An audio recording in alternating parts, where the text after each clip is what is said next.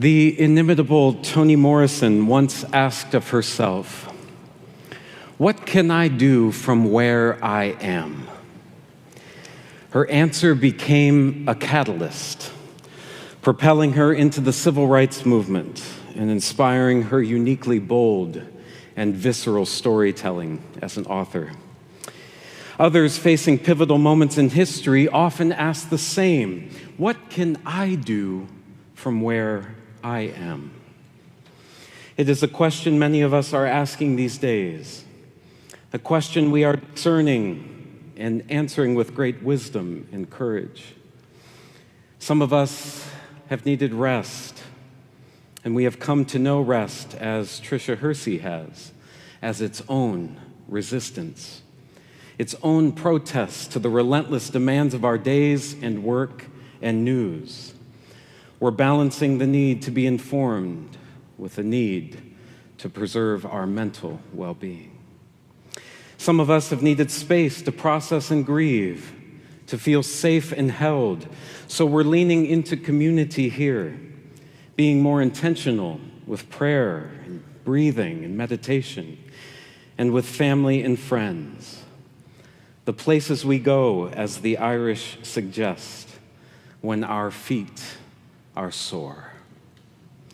And some of us are raising our voices, finding ways to be in solidarity through our presence and resources and time. We're learning with the great Rabbi Abraham Joshua Heschel, who said, "When I marched in Selma, my feet were praying." And still others of us are finding ways to love locally, sharing what we can. We're becoming like those of whom the prophet Khalil Gibran spoke, who give with joy, and that joy is their reward. What can I do from where I am? In my mind, that is the unspoken question posed by the affecting film Babette's Feast. Here we meet an aging, isolated community of pietistic Lutherans on a remote island on the west coast of Denmark. Their gatherings are facilitated by two women, daughters of the church's pastor. The community greets each other with lofty, beautiful words like, "Mercy and truth are met together. Righteousness and delight shall kiss each other." And they break out regularly into song. We sense this strict community is going through the motions, and that maybe the words they speak and sing seem to have lost their meaning. And yet their practice subtly suggests otherwise. The two sisters especially embody the words beneath the words, generously providing for the townspeople with what little they have, nurturing relationships with the poor and vulnerable among them, hand knitting socks and caps, and feeding them daily with soup.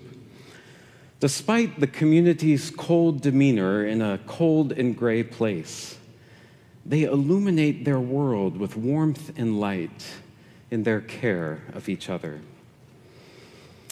Reverend Tracy Blackman, a colleague of mine, used to remind her St. Louis church, if we're going to be in a neighborhood, we're going to be a neighbor. It puts the question ever before any community of Christ. What can we do from where we are? The Danish Lutherans in Babette's Feast are confronted with the question most seriously when a refugee named Babette arrives from a violence-stricken France with nothing but grief for the loss of her family and her world-class culinary skill, a fact that will remain concealed for many years. Though we might expect the insular community to turn Babette away, they instead embrace her as one of their own. They remember the community of cherished belonging that is the church, that to welcome others is to refuse us versus them, is to resist us versus anyone. We meet people at the margins not just because we have something someone needs, but to erase the margins altogether, knowing we only become who we are in community. Or said so beautifully in the South African spirit of Ubuntu, I am only when we are. The sister's generosity to Babette is but an outward sign of a living spirituality. And the film makes us wonder about our own, putting the question before us, when the opportunity arises, would we do the same? In a time when over 120 million people have been forcibly displaced, more than any time in history, will we callously close off or mercifully open and welcome?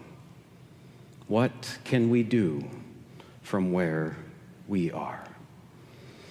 This is the disciples' question to Jesus in our gospel story as they face overwhelming need. Their initial protest to send the crowd of 5,000 from the wilderness into the neighboring villages for food is inspired by their compassion and their hope that Jesus will soon wrap it up.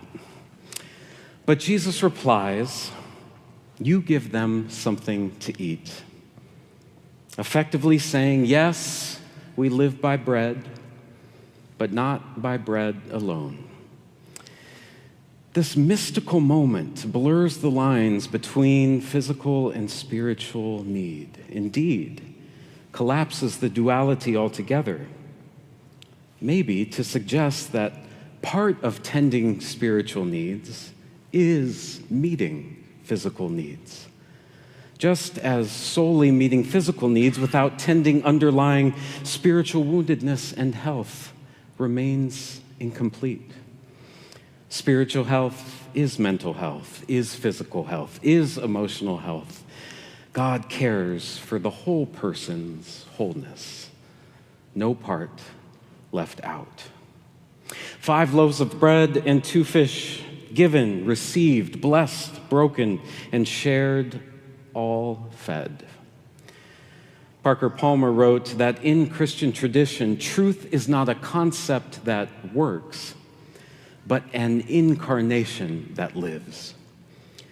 This moment foreshadows communion, the Last Supper Jesus will share and that we remember at our communion table.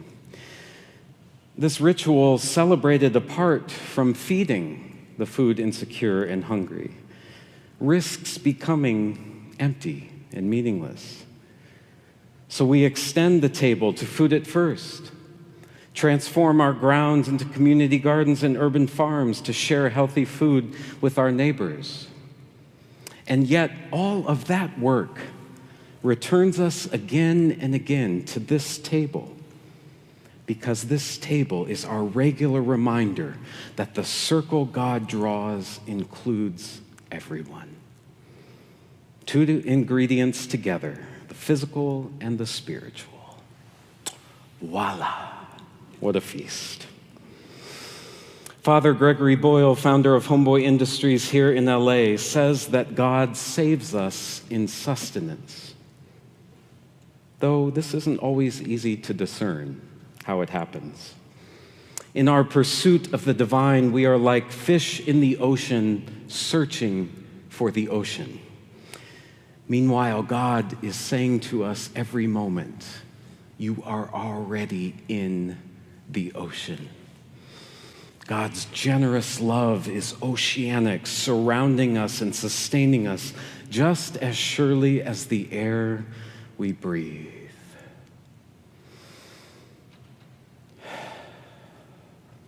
Thomas Merton says that there are moments in our lives when we cross over into God.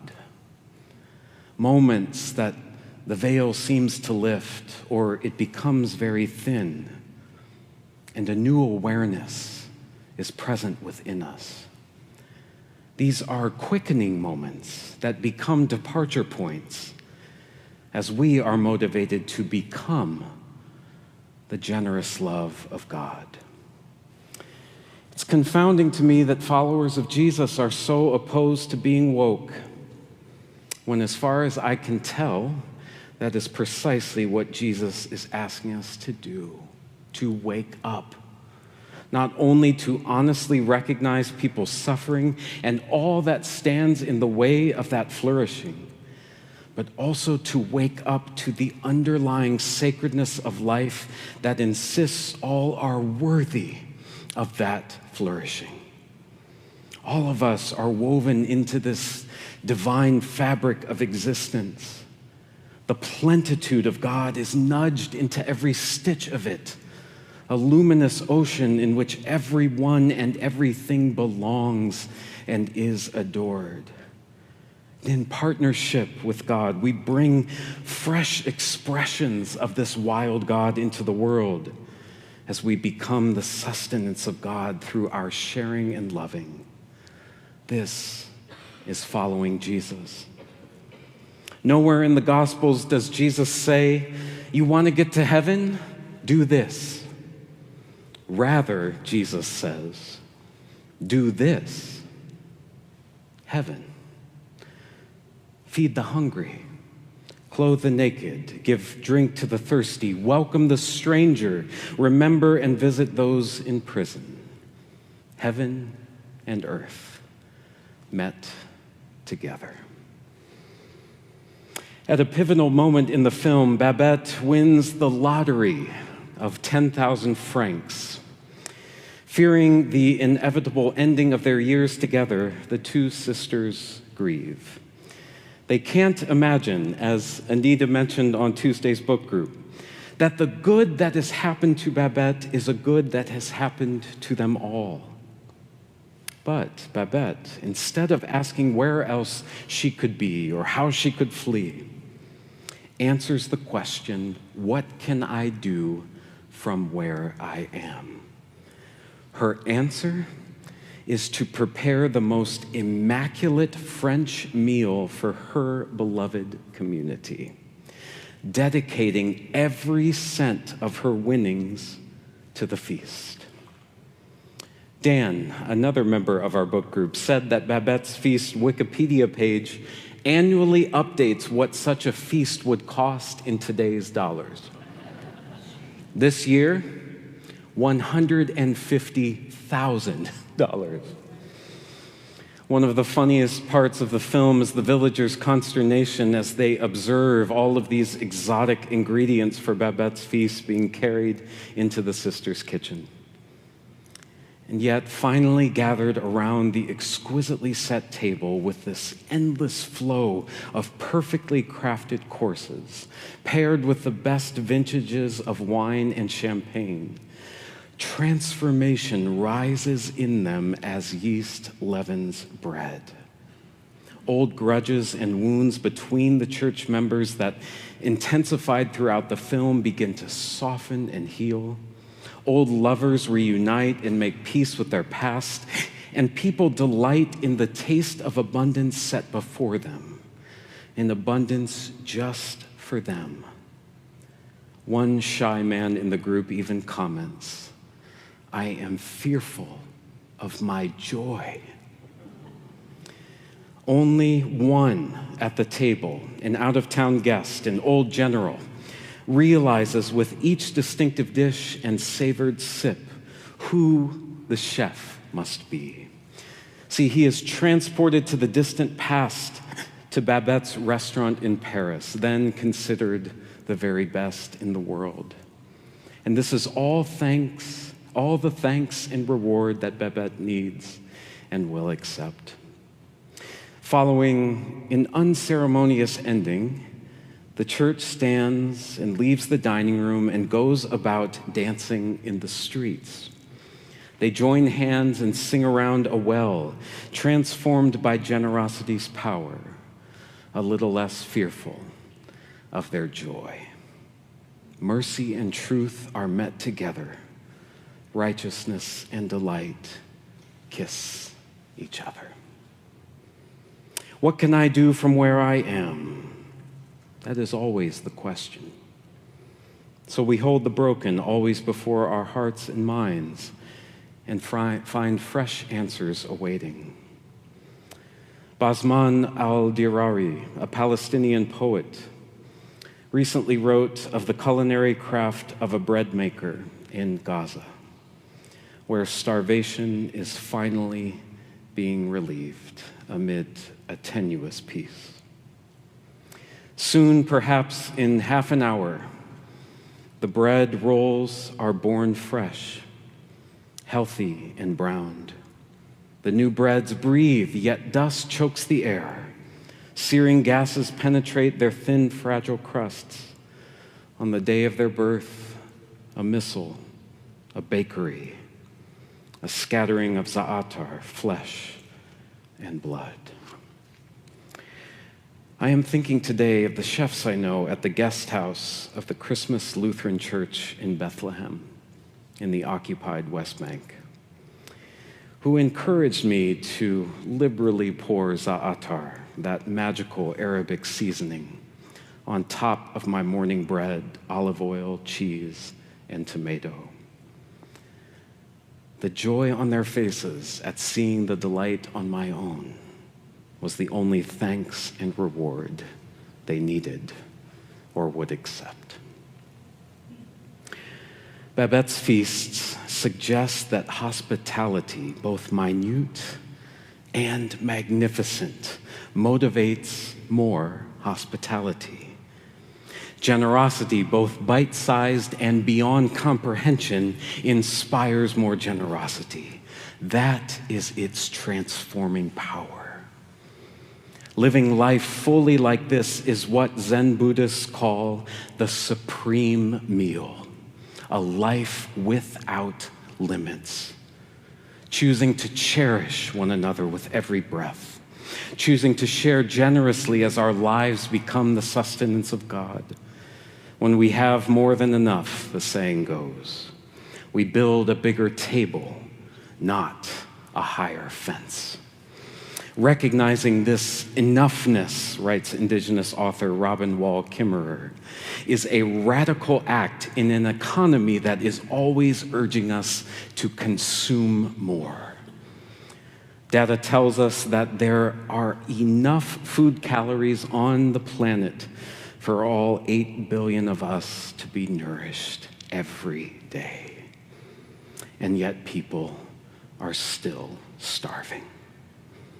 Imagine the outcome, she asks, if we each took only enough rather than far more than our share. The wealth and security we seem to crave could be met by sharing what we have. How we yearn for a world where all are fed, where the world becomes a table of God's dreaming, everyone deserving not only enough, but the best that our hearts and hands concoct from the enoughness of God's gifts. Set on empty tables from the Congo to Calcutta, from Georgia to Gaza, from South Sudan to South Carolina, from Lebanon to Los Angeles. We wonder how to be the generosity of God. And we remember what the late and great Nikki Giovanni said, that it cannot ever be a mistake to have cared. It cannot ever be an error to have tried. It cannot be incorrect to have loved. So let us meet at the generous table again and taste our way to the answers. Amen.